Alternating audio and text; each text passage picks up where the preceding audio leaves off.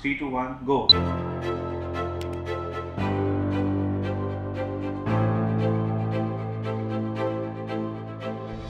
Yes, even the glare is gone. So yeah, I'm good to go. Yes, I can read it. The voices of endangered liberalism. Liberal views and values are articulated with clarity and conviction. VIGIL, VIGIL.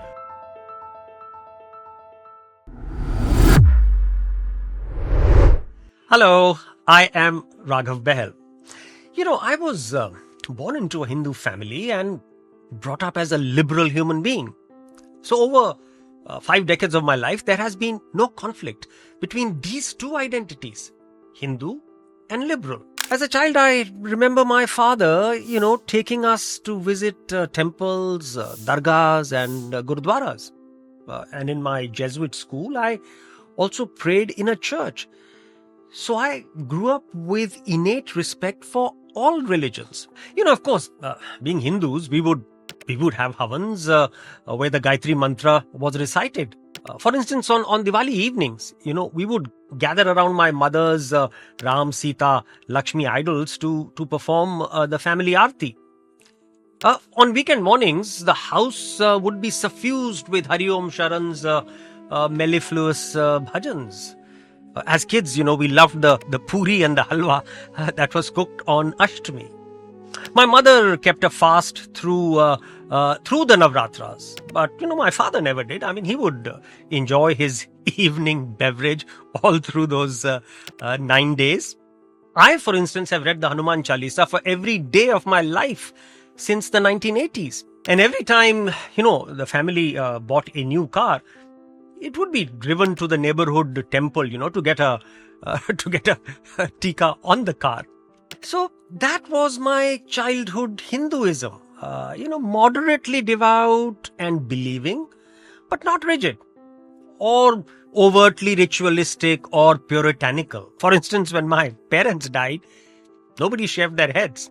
It wasn't required in my case because of my very handsome bald pate.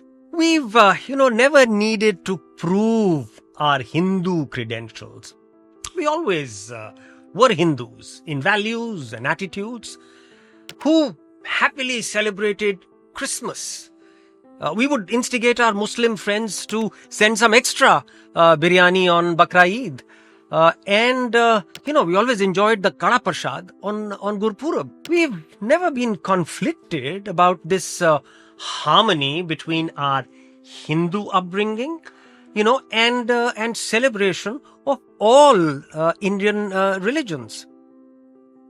And not just Hindus, but frankly, most of India has always been tolerant, accommodating, assimilative, respectful, and liberal.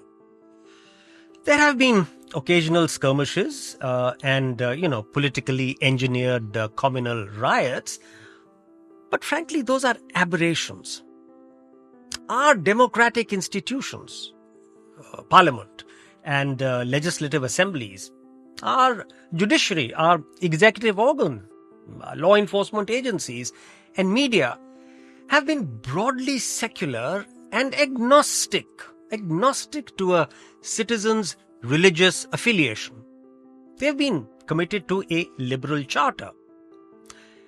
So we've been a communally peaceful country where religion has stayed a personal article of faith. But in the 21st century, something has altered for and among Indians.